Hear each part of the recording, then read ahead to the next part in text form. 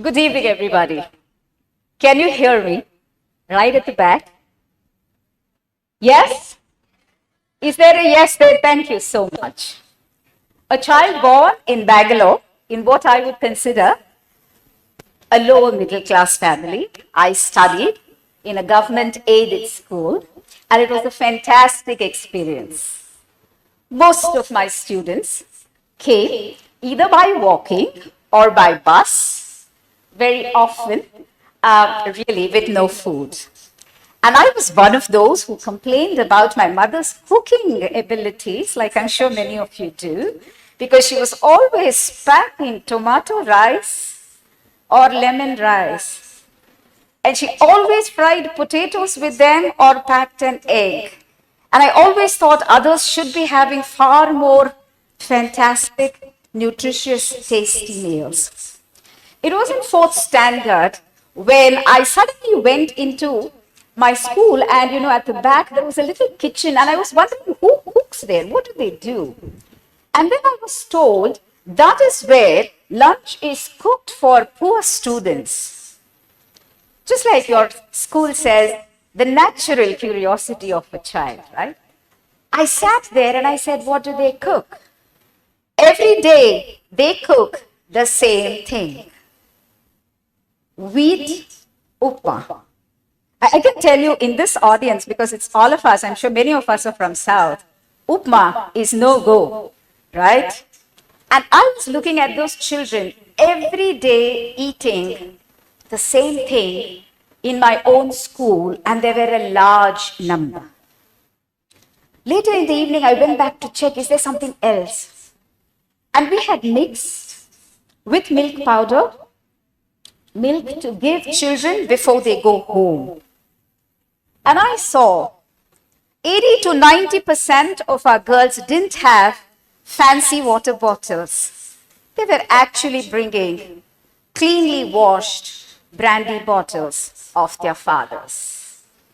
My very early introduction to what poverty is, to what inequality is, to what really our children, both girls and boys, are denied, and how can we do something in our lifetime to do something for children. And I stand here today on the shoulders of not people whom I've lived with or grown with, but my daughters, 550 of them counting today. Their achievements make me stand here today to talk about choices and consequences. Very often we think we have no choice when you're born a girl. It's called gender poverty, right? There is no choice when you are called poor, because there is economic poverty. Ask a lot of women here whether they really get the time to sort of even comb their hair when they come back from work, because they've got to cook, right? There's something called time poverty.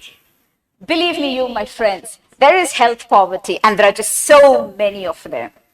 I said, is it possible somewhere to embrace a few girls, a few millions, and make it possible to get them out of this vicious cycle of poverty? Because when you change the life of a girl child, you actually change the life of an entire tribe. It is in this quest that we went off with very dear friends of mine in my workplace and started HopeWorks Foundation. And today what I speak to you really is about a 4-letter word starting with H called hope. What exactly does it mean? The first paragraph of our anthem says, I dream, I hope, one day I will reach the sky. Paint the rainbow, touch the clouds, befriend the moon, really touch the stars. Well, it seems like a tall order. I mean, who's going to go? Of course, we've gone to Chandrayaan. I mean, who can deny that? But can a woman go up there and paint the rainbow? I'm saying completely possible, because here is someone that I know personally. I'm talking of COVID times. Courage is this girl's name. comes home to my place from Mandya during peak COVID, when all of us were afraid and sitting in our houses, afraid to breathe. And here comes this child who says, "Ma'am, I want to study. Would you be able to give me a scholarship?" I said, "Where are you coming from?" She said, "I'm coming from Mandya." I said, "How did you come?" "By bus." I said, "Where did you get the money from?" Because most of the laborers at that time didn't have a job. She said, "Ma'am, I sold the bag of groceries that was given to my family. We had 2 of them, and I sold 1 in order to buy the ticket and come to Bangalore, because my choice is to educate myself." And that's why today she stands here as the very epitome of courage. When I asked her, "What would you like to become, my child?" She says, "Ma'am, I'm very good in Kannada. I'm going to become a Kannada teacher." We said, "Okay." So 2 years down the line, she got selected into one of India's multinational companies and is working there. And now she says, "No, ma'am, not Kannada teacher. Now I want to become a corporate office goer. I want to join a large company, like maybe an Infosys Technologies." Hats off. Because when she came to Bangalore, she had no place to stay. She would work in a bakery in the morning in order to just ensure she has something in her stomach, go to the evening college, study, come back, get back to the bakery next day morning. No mother packing her lunch boxes, my friend. And her choice was, "I want to educate myself." And look what the consequence is. Her choice was to become a Kannada teacher. And today, this little champion has just completed her degree program and is getting ready to get employed in the same company or to go forward to other companies. The second one, she held up a poster last year in the airport at 12 o'clock in the night, and it said, "I can fly," and it looked so much like our anthem. But this child, I call her Ambition, came to me again during COVID with 94% marks in her undergraduate program from a government college and said, "Ma'am, I am very ambitious to have a doctor in front of my name, but I have no money to study MBBS. So whatever I could study, I have done, and I've done BSc. But now I want to do a post-graduation." I said, "Okay." So off she went. She studied post-graduation, and then she got an opportunity to address an audience like this. And she stood there and she said, "I didn't think I can get this doctor in front of my name because I had no money to study MBBS. But I will get the doctor in front of my name because I will do my PhD." And today, she has successfully completed a postgraduate program, is working as a research associate, and she got her passport made because she thinks she wants to go abroad and study. So you might think, what's so difficult about all of these things? Well, she came literally from a family where they could not afford to have even 2 square meals a day. Their mother was unable to work. The father was not willing to work. And the 2 daughters really struggled. She lost her father last December. And when I went and met her, I said, "Are you okay?" And you know what this sprightly young woman told me? "Ma'am, I'm okay. I've done everything." And believe me, she's been okay. This month, it's going to be 1 year. And I can tell you, this family, because of this child now working and earning, is able to eat eggs at least every once in 2 days. Now, that is a choice to educate yourself, and the consequence is you assure health and dignity for yourself. Well, this child lost her father when she was in 4th grade. She says, "I never knew that we were poor till my father was there. But suddenly we were thrown out of the house because there was such a large loan. And for 5 days after her father died, the family was forced to live on footpaths in Bangalore." Today, after she got a scholarship, she went to Baldwin Methodist College in Bangalore, completed her BCom with distinction. The child has joined the job 2 weeks ago. And she says, "Mom, you know what? I'm going to give my mom a break from working. I'm going to take care of her and my younger sister. And she goes through severe health strains herself, and it is her mentor, just like, we're speaking of a mentor here. They all have 101 mentors, and her mentor calls her a warrior princess. There is really nothing that can get her down, really nothing. And then comes, of course, you see a small picture of a little girl. I know it's in the corner, but her mother's a tailor. Her father, if I remember correctly, I think drives an auto. Couldn't afford to go to college, but is a state rank holder in Karnataka, and went into now studying her undergraduate program, and right now is getting ready to write the most competitive exam for MBA, the CAT exam, because she says, nowhere else but IIM, nowhere else but the XLRI, or any of these big institutions, because that's where I wish to study. She's never ever dropped even a single percentage point, no matter what the struggle at home. Extraordinary children. Extraordinary in terms of what they bring to hope, right? And well, she's such a joy, I don't know about her struggles. I'm sure she has plenty. But she's a big fan of one of Kannada Film's biggest actors. And as a true blue fan, she had this big desire to go and meet him on his birthday. So off she went and stood in the milling crowd out there. And guess what? In the night, she sends me a signed autograph and a picture with him.